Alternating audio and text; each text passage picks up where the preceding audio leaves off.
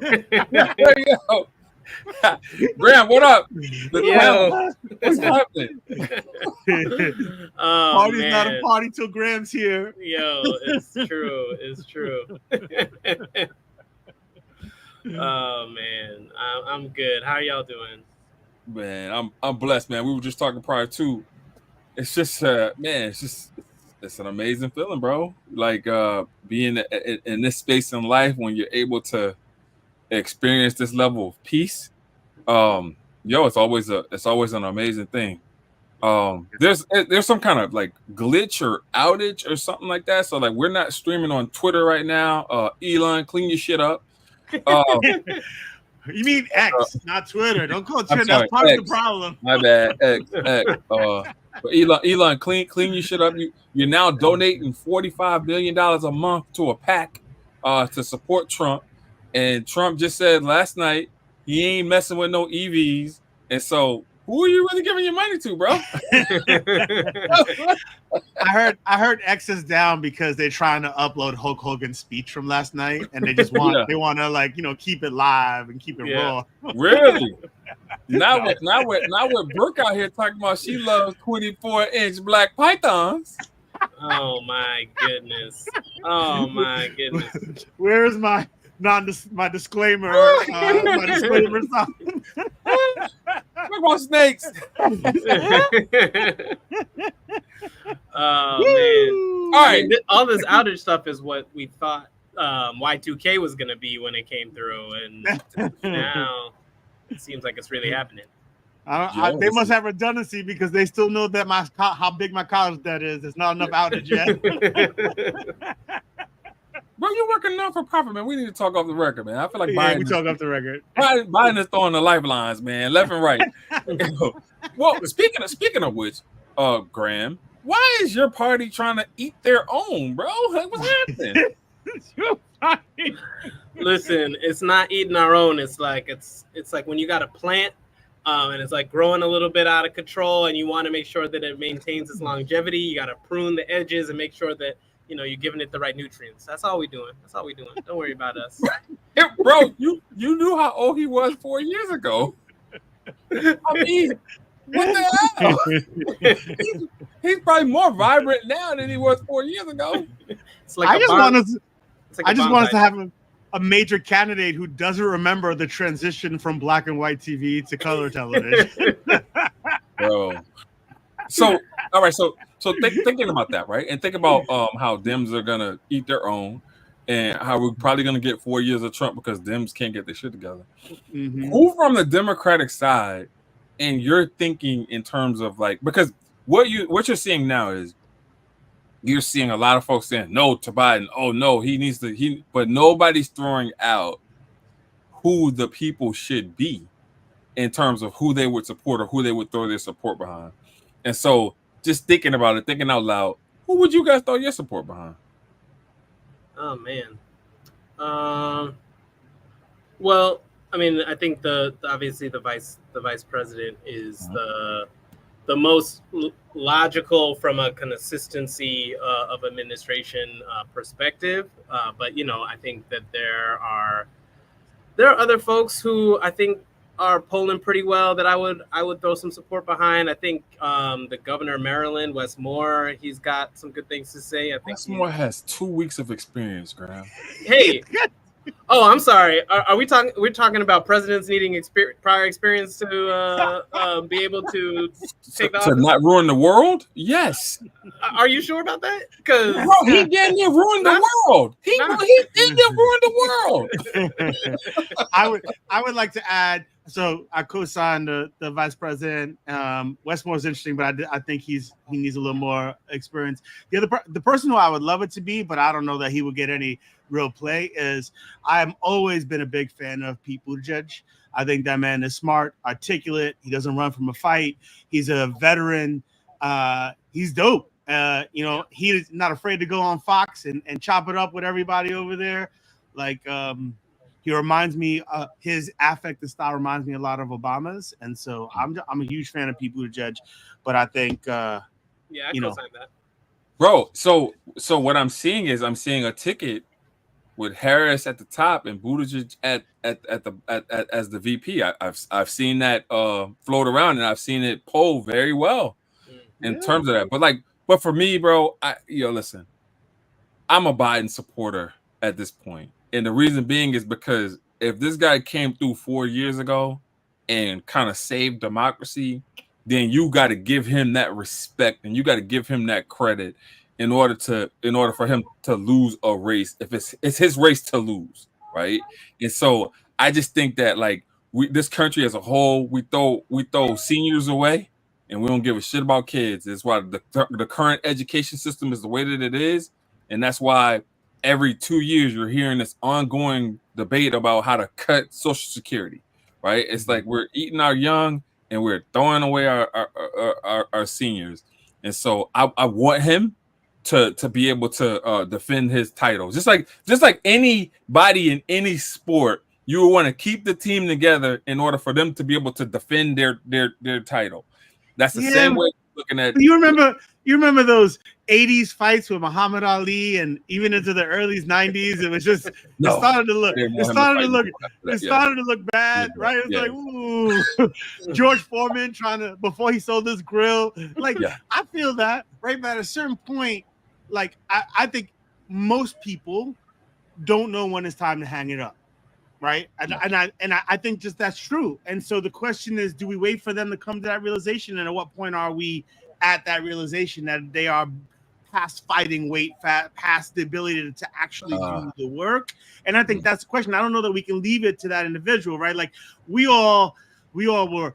I was really mad when Barry Sanders hung it up. He was one of my favorite running backs of all time. Yeah. But thankfully, I never had to see Barry Sanders get 2 yards a game, right? Yeah. For the Tampa Bay Buccaneers. That's true. That's a good point. Right. And I think that's where I'm sitting with Biden.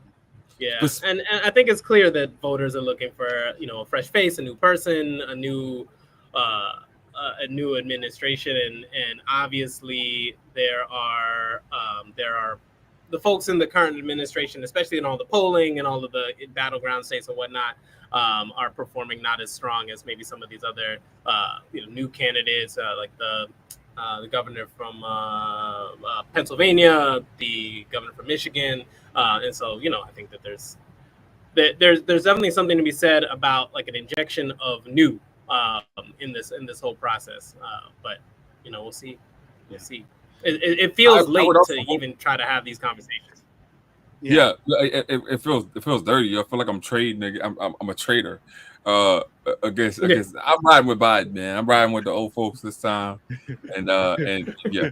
But doesn't matter. You call the fire department after the fire starts, or you wait for the house to burn down. I mean, what are we doing? Bro, here's the thing. I would also vote for an all California ticket. I would vote for Gavin Newsom ticket, because I really respect Gavin Newsom's approach to politics, bro. And of course, he has some skeletons in his closet, and Democrats really don't do. He's in the wrong party to have skeletons in his closet, because there's this moral superiority that's in the Democratic Party, i.e. Al Franken from Minnesota should still be a senator, if you ask me. But there's this moral superiority for the most part, except when you're talking about Bob Menendez, because he can do whatever the hell he wants, even though he's convicted now and should have stepped down months ago. It just seems like some people can do whatever they want, but other people are held to this higher standard. And so, what's the old saying? Democrats want to be right, and Republicans just want to win, right? And every time, and every time you see it. You see it. Yeah. So, I didn't mean to throw us on this tangent, but it's important, man, because these are things that are happening in the country, and plus with this outage and stuff, you can always say I'm extending my lunch break because I don't have the internet or whatever. So today we're talking about test optional, and the reason why I wanted to kind of set the stage with definitions and go through this is because I know that we're going to have some parents that are going to be like, well, what the hell are y'all talking about, right?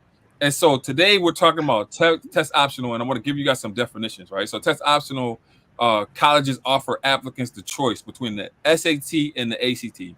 And you guys correct me if I'm wrong, but I feel like the majority of the schools in the South accept the ACT, and then the majority of northern schools kind of accept the ACT or both. I mean, the SAT or both.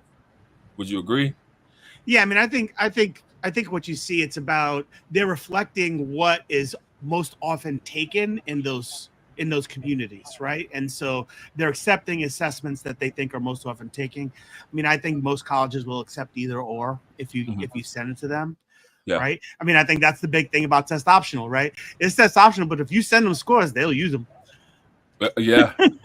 100%.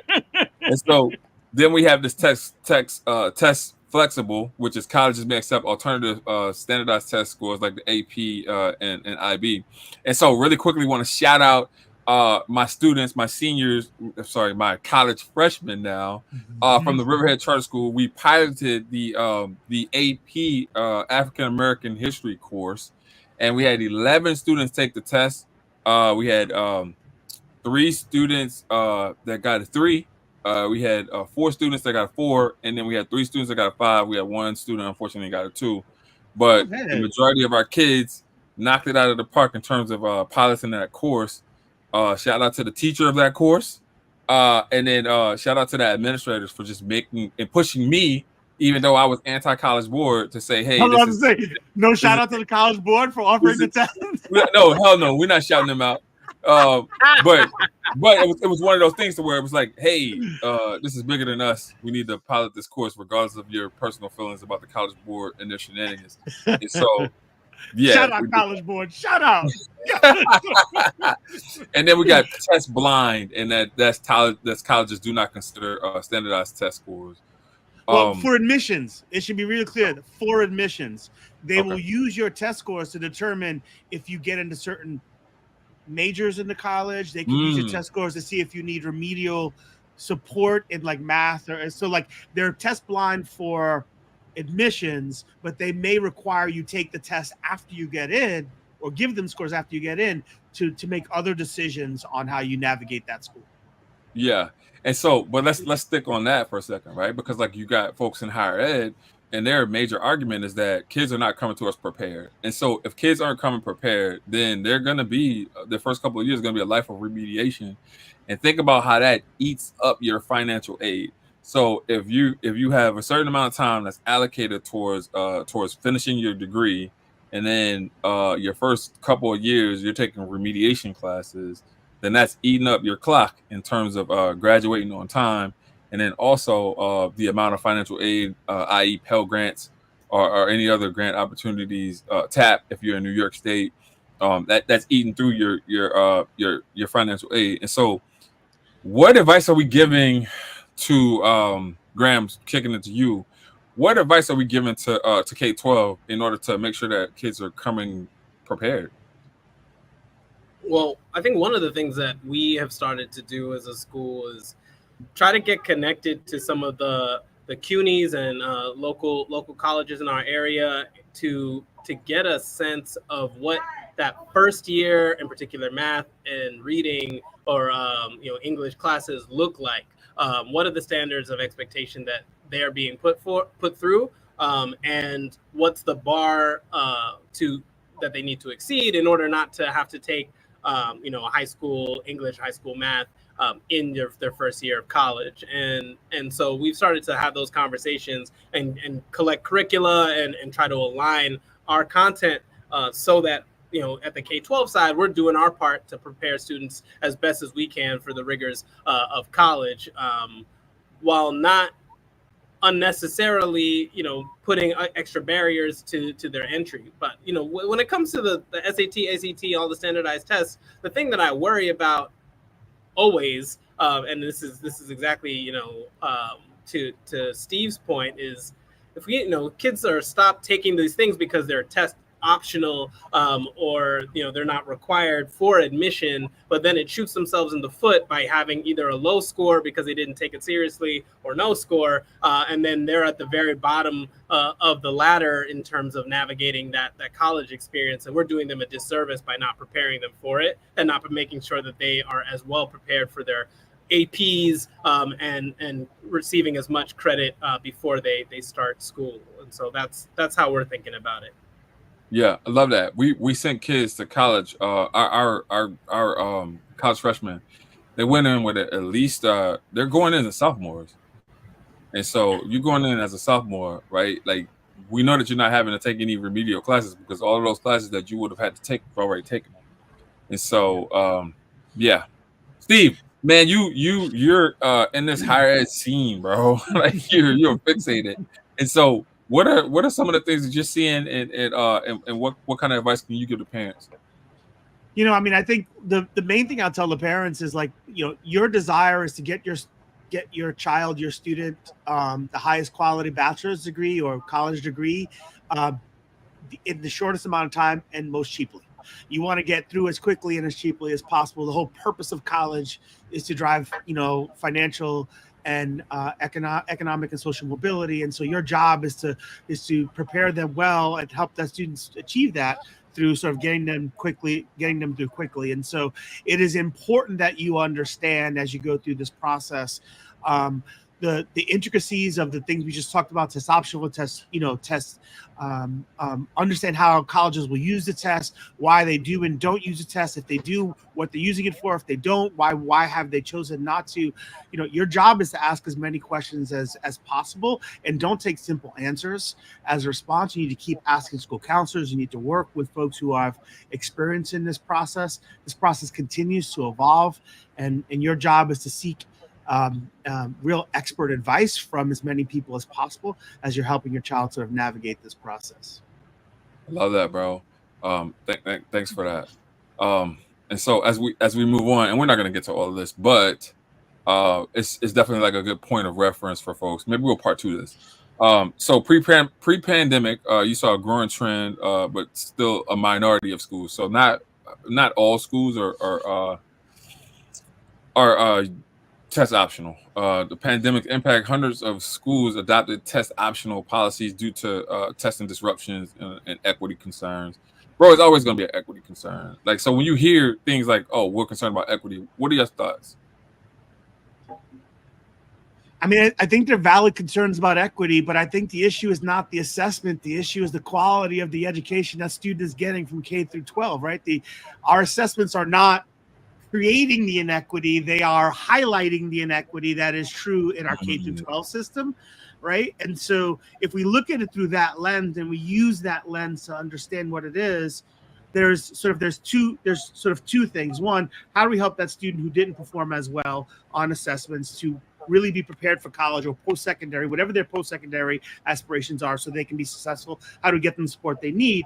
And then two, from a system perspective, how do we step back and look at those schools that are producing lots and lots of students who are not performing well on these assessments and say, what can we do in those schools to improve the teaching and learning that's happening in those schools so the students can be prepared for the rigors of a post-secondary, their post-secondary choice.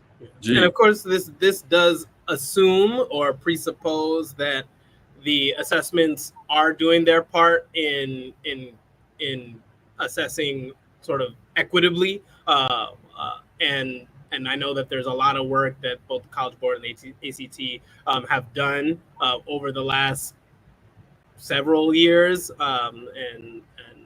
to make their assessments more equitable.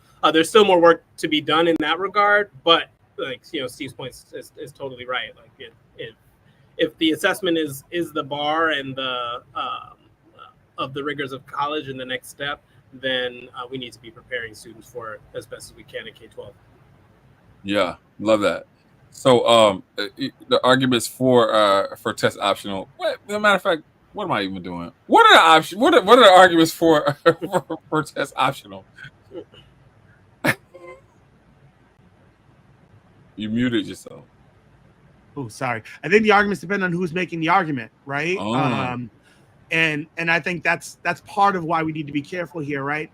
There are advocates like my organization for students who we see the assessment for students who are not great test takers. We see the assessment as a barrier, not just for their entry into college, but even for their thought about whether or not college is an option to them, right? And so the assessment is a hurdle, yet another hurdle that a student has to take on their pathway. And so, for folks who advocate for test optional policies in schools, it's really about how do we reduce the hurdles to helping students get into college and be successful, right? And that is a clear argument. I think Graham's point around the assessments not having a great track record on their ability to be able to take into account biases related to race, identity, and background, and they're working hard on it, right, and trying to fix those things. And so there are real reasons why. I'm afraid of the reasons why folks don't talk about, right? There are colleges who go to test optional because they are not receiving as many applications that they believe that they should be receiving. And so they go to test optional to juke their applications stats. That does two things. One, they bring in more revenue from applications because it's not free to apply to college. Two, it helps them in their college rankings, right? Because more applications mean more denials, and that more denials means higher selectivity in the college ranking system, right? And those are the ancillary benefits. They may be out there saying, oh, it's about equity, but really there are other things driving that decision than just smoothing the path for students to get into college. Bro, you've been hot, man. The last 3 weeks, it's like, you're having like a Jalen Brunson run or something right now, bro. No. I have to say, while he is on a hot streak, he's more like Kawhi Leonard because he has some load management. The last couple weeks. That is the sugar calling the flower white, right? Because let me tell you something right now. Julius Randle over here talking about my load management.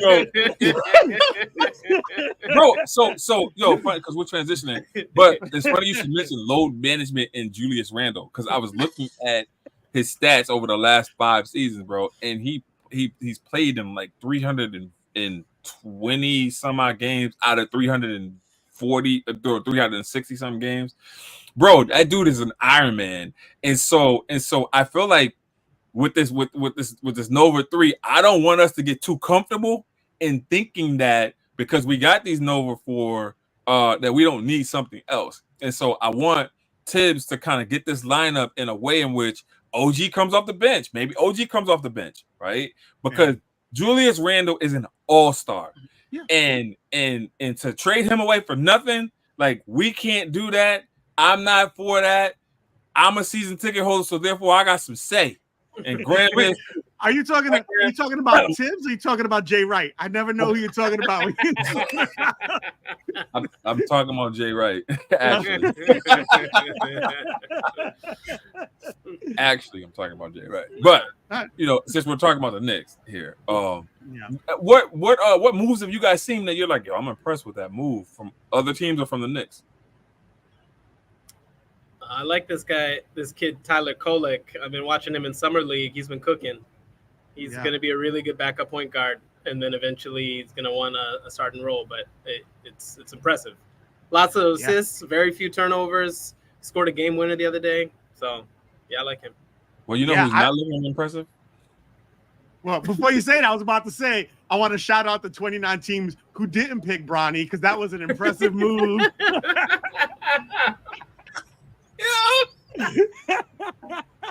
I don't want people coming for us, man. I don't want people coming for us. But it's like at some point you got to call it like you see it. Like, bro, I don't know. He played well yesterday, man. You got to let the boy cook. I saw a stat that over the first 3 games of Summer League, Jaylen Brown, Finals MVP. And Bronny James had identical shooting numbers, like 5 for 28 or whatever in those first 3 games of Summer League. I'm gonna stop you right there. Yes, I'm just saying. I'm gonna stop you, and I'm gonna stop you by saying this, right? And I want to be 100% clear in terms of what I'm saying right now. There is nothing that Bronny James will ever be able to do that will allow him to be as competitive or be the athlete as Jaylen Brown. Jaylen Brown is a dog, right? Bronny James is a Peruvian kitty, a Chihuahua. He is not a dog. His dad, dog. His younger brother, dog. But he is a victim. Not even a victim. He is a benefactor of the circumstances of his dad being in the league for 20 plus years, being the face of the league for all of those years, and also having a clean background in terms of like not getting involved in too much, not saying too much or whatever, being like a real people's person. That's why he's being able to get this type of audience. And to be clear, it's not hate on my side, right? When it comes to Barney, the reality is sports is the only place where we've ever really had a meritocracy in this country. And so I do not want that to be lost. I don't want us to get into this place where we're not doing the right things, right? We're not bringing along the folks who deserve to be brought along. Yeah. So last segment, I want to pull this video up. I had a student that had a 4.0 and it broke my heart. And like a 29 something, it was like a 26 something ACT score. No scholarship. Getting ready to go to Howard with no scholarship. And I saw him and he told me this. He said, I did everything y'all told me to do and I don't have a scholarship.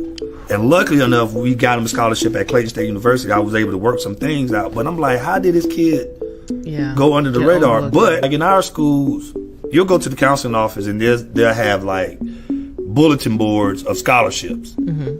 And when you go to a black school, you know, they'll announce it and this and this and that. And people won't sign up. They're like, well, these kids, you got to sign up. What's wrong with you? I put on the bulletin board, blah, blah, blah, blah. And so I'm like, I went out to the white school, same counseling office. A girl walks in. The counselor says, hey, Susie, I got a scholarship for you. Come here. I already started it. It was like they were already starting the process for these kids, while our kids had to work and figure it out and find it. And they would have told them, well, we told them a scholarship. Instead of bringing that little boy in and say, hey, you got a 4.0, you got such. Here are all the schools that what scholarship you want? You know, do the work for them. Like, why do we have to make our kids work so hard to get scholarships and them white kids are just getting the handouts? And it bothered me, so I'm trying to figure out how to fix that. So, yeah. All right. So question on G, you first. Yeah, man. You know, we see this at the middle school level going into high school, and now we're starting to see it at the high school level going to college. You know, the game that all these students who are applying to, you know, a school, whatever the next step in their career is, like, this game is rigged. There are so many families from different parts of town, different backgrounds, different communities who have entire infrastructures built around them getting into these programs, whether it's, you know, test prep programs, application support, you know, and like their schools are built to produce really high numbers of graduates who have college success, high college access numbers. And when we think about our schools, we have to do that work, but we also have to do it twice as fast, because in many cases, like, those scholarship opportunities, those applications are already dried up by the time you're in that 11th grade. Some of those programs that you need to be into, you have to have applied to in your first year of high school to get the access and the supports and the additional leg up in order to be competitive. And, you know, we see that as a big opportunity for our college and high school counselors. Oh, I lost. Wow, the lights just turned off here. That's a mic drop. That's a mic drop. Yeah. We see this as a big opportunity for college and high school counselors to do the work to put our kids on an even playing field, because it's already so imbalanced. Yeah. All right, Steve, same question. The counselor-student ratio across on average is over 450 students to every counselor. It is much higher in the communities of color and communities, impoverished communities. Less than 40% of graduate schools for counseling degrees offer any coursework in college planning, in college counseling. We ask our school counselors, a few of them that are in schools, to carry the heavy lifting of the social emotional needs of students. And what that means, that the average Black and brown student is maybe getting 15 minutes in their senior year of college planning work with their school counselor. So yes, it's rigged. Yes, we have a problem. It is the reason why organizations like mine exist, to try to solve that need. It is not for a function of desire on the school counselor side. It is a function of time and preparedness that they just don't have to be expert support systems and expert allies for their students. And so what I would argue and say to anybody who's running a school, um, I I can see whether you are really about educating our young people by the size and shape of your counseling office. Love that, bro. I love that. So we're gonna go into final thoughts. Hold up. Let me get my banner down here. All right, we'll keep it up. That's fine. Final thoughts. Hold up. We got some comments. I want to shout some people out. So, Frank, thanks for kicking it with us, man. Pulling up all the way in Boston. We appreciate you showing love.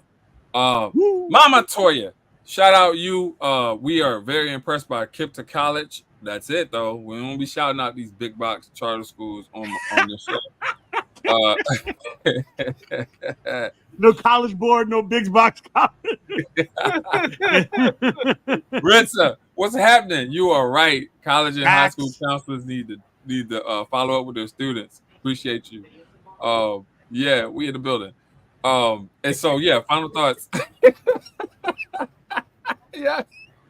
Yeah. Final thoughts, G. I wanna shout out this app that I'm trying this week. It's called ClearSpace. I struggle with social media and scrolling addiction, and one of the things that this app does, instead of just blocking the time, it makes you kind of make a commitment for how much time you're going to use every time you open it, which is helpful. But this week, I'm trying to do something where every minute of social media scrolling, I have to do a push-up, and so the app like counts. It scans your body and like sees how many push-ups you can do. You could do push-ups or squats, or like it could do your step counter, and that's how you like log the time, so you don't feel like you can, it's not guilt. It's like guilt-free time. And so if you see me, looking swole after a couple of weeks, it's because I've been trying to get on the internet too much. G gonna look like Ronnie Coleman by the time December comes around. Either he gonna do that or he gonna come on and be like, yo, I couldn't do it. He's gonna be like, I realized I can't do more than 10 push-ups at a time. So I just you don't see him online no more. I mean, it's a win-win either way. I'm trying to curb my social media use, and so it's a win-win either way. If I can't do the push-ups, then that's it. Yeah. Steve.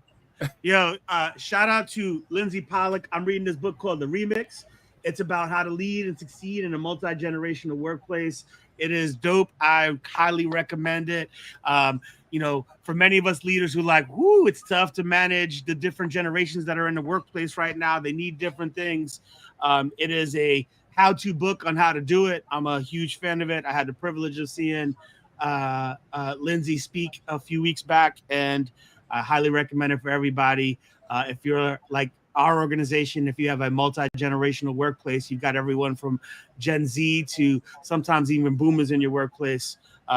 It's an important guide to help and create a sort of a one organization aligned culture.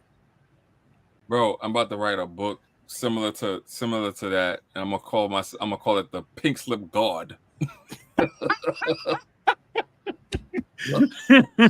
We're not about to waste all this time trying to align values. There's places and spaces where you can go where we can benefit from discounts and stuff. We got an outlet right down the street down here, and I tell people all the time to go. Teacher might not be for you, but where's my disclaimer sign?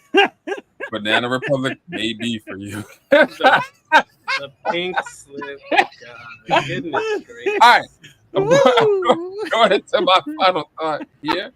So again, so my final thought is last night I went down a rabbit hole again of a second consecutive board meeting at East Baton Rouge public schools. And so this board meeting was 6 hours long on the internet. And so I watched 4 hours continuously, fell asleep, woke back up, and then caught the final hour. And so the two finalists that were for the superintendent's job both parted ways with the process because the process was just not one that was conducive to not one that was conducive to their growth professionally, and I respect them a great deal for doing so. And so you had a collective group of board members that were trying to push the interim superintendent, and you had the majority of board members that were just not having it. You had the community that came in and they wanted that particular candidate. Like, it was some browbeating that was going on. It's been browbeaten for the last couple of weeks, but shout out to the folks that want who they want and don't want who they don't want. So it was just very interesting, and I know that the rest of the country is also watching this superintendent search, because it does a couple of things. The one thing that it did for me, it made me know that I don't want to be a public school superintendent under any circumstances. Like, I'm a charter guy, and it cemented the fact that I am a charter guy and I want to remain being a charter guy, because I can see how a process that is run that way could rip someone's soul out of their chest. And so what I do want to encourage East Baton Rouge is to create a bench. And what I mean by a bench is that if I leave my organization tomorrow, there are at least 3 people that could step up and run my organization to a very high level, if not the same level as I run my organization. And so as you guys are thinking about bringing folks from the outside in order to run the district, you also need to be thinking about the professional development opportunities and the growth opportunities that you're providing people that are shining stars in the district, so that they're not leaving the district in order to follow their dreams in other parishes. And so I just wanted to make sure that I talked about that, because like, I'm from Louisiana. I'm Louisiana born and bred, and so it means something to me. And so when I see stuff like that, man, I'm just like, damn, yo, I owe myself, I guess, 4,000 push-ups for.